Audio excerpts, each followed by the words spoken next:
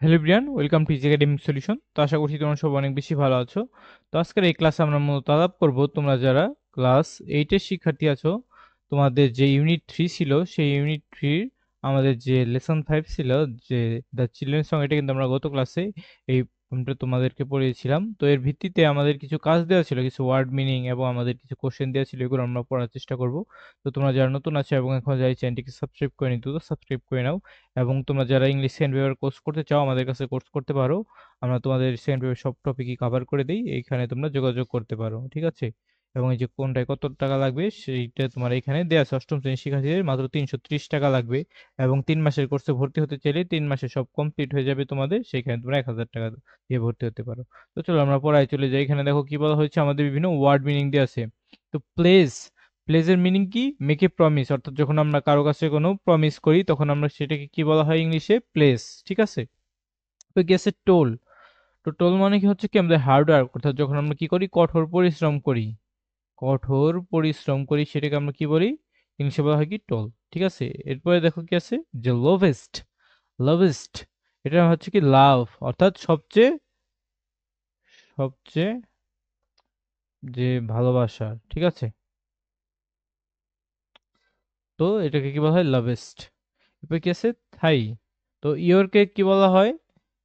যে your, your তোমার যে অবজেক্টিভ ফর্মকে কি বলা হয়? থাই বলা হয়, ঠিক আছে?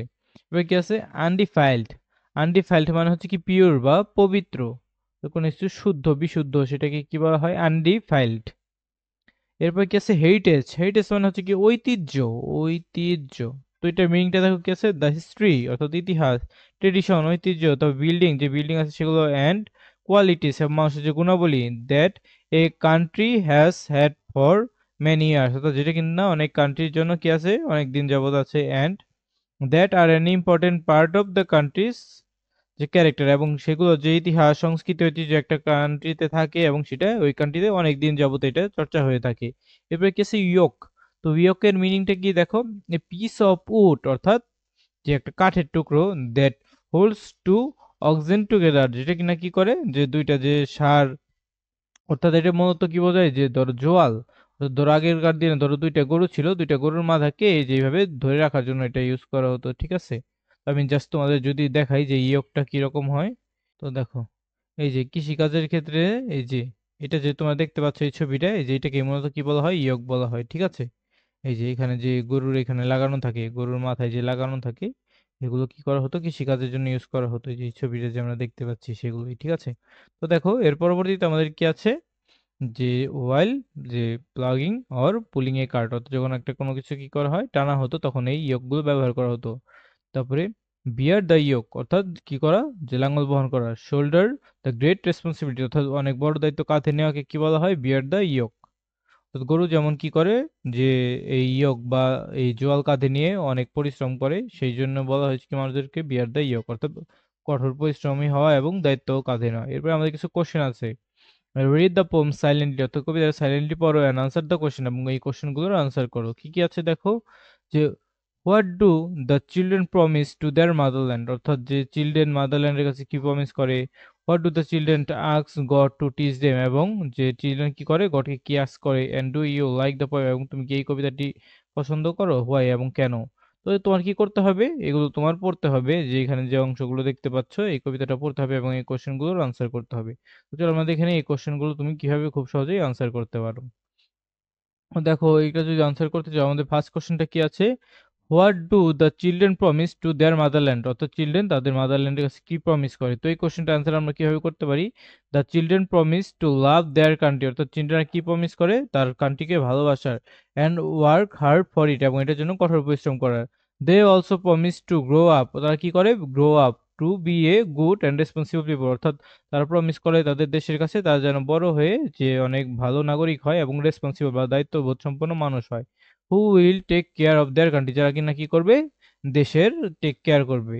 এর পরবর্তী কোশ্চেনটা আমাদের কি ছিল দেখো, what do the children ask God to teach them, অর্থাৎ চিলড্রেনরা গডের কাছে কি চায়। The children ask God to, দেখো কি কি চায়, আমাদের কি কি দেওয়া আছে, help them be strong and truthful, অর্থাৎ যে স্ট্রং হতে এবং যে সত্যবাদী হতে চাওয়া, and teach them to be clean in their thoughts and action, অর্থাৎ তাদের চিন্তাধারা এবং কাজকর্মে যেন তারা পরিষ্কার থাকতে পারে। Help them to do what is right not just what others thing, অর্থাৎ ভালো কোনো কাজ করতে পারা যেটা সঠিক, অন্য কি ভাবলো সেটা বড় বিষয় না, তো এইসব কাজে তাদেরকে সাহায্য করা।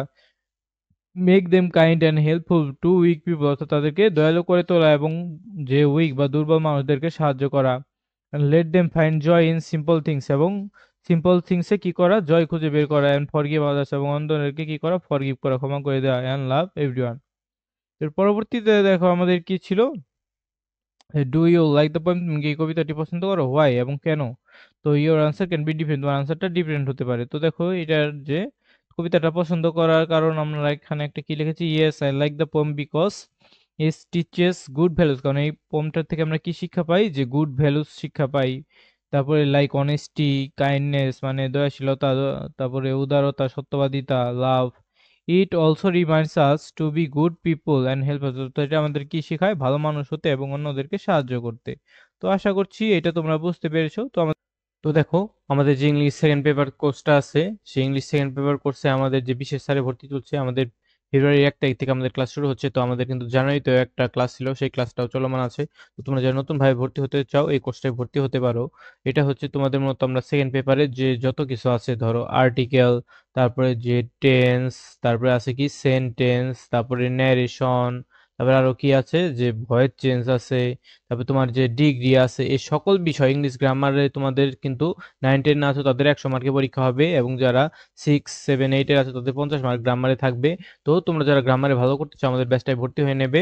তো তোমরা যারা এই জানুয়ারি মাসের 25 তারিখের ভিতরে ভর্তি হবে, তোমাদের জন্য আমরা একটা বিশেষ ডিসকাউন্ট দিচ্ছি। তোমরা 350 টাকার বদলে মাত্র 330 টাকায় ভর্তি হতে পারবে, এবং নবম দশম শ্রেণীর শিক্ষার্থীরা তোমরা 400 টাকার পরিবর্তে 350 টাকায় ভর্তি হতে পারবে। তো দেখো তোমাদের যারা ভর্তি হতে ইচ্ছুক তারা এই নিচে দেওয়া হোয়াটসঅ্যাপ নাম্বারে মেসেজ দিতে পারো বা ফোন দিতে পারো, এবং যে এই নাম্বারে সরাসরি ফোন দিতে পারো। এবং তোমরা যারা ষষ্ঠ থেকে অষ্টম শ্রেণীর শিক্ষার্থী আছো, তোমরা যারা এই 3 মাসের কোর্সে ভর্তি হতে চাও, অর্থাৎ উপরে যে কোর্সটা দেখলে এই যে এই টাকাটা তোমাদের প্রতি মাসে দিতে হবে, কিন্তু তোমরা যারা 3 মাসের কোর্সে ভর্তি হতে চাও, তোমাদের ষষ্ঠ থেকে অষ্টম শ্রেণীর শিক্ষার্থীর জন্য লাগবে 1000 টাকা, এবং যারা নবম দশম শ্রেণীর শিক্ষার্থী আছো তোমাদের যে 1050 টাকা লাগবে। এটা 3 মাসের কোর্স, এবং এটা 30 এপ্রিল পর্যন্ত এই কোর্সটা থাকবে। এবং যারা প্রতি মাসে মাসে দিতে চাও তারা এই যে এই উপরের কোর্সটা নিতে পারো। তো তোমরা যে যেই কোর্সটায় ভর্তি হতে চাও তোমরা কি করো, আমাদের হোয়াটসঅ্যাপে বা যে আমাদের যে নাম্বারটা দেওয়া আছে সেই নাম্বারে যোগাযোগ করলেই আমরা তোমাদেরকে সেখানে যুক্ত করে দেব।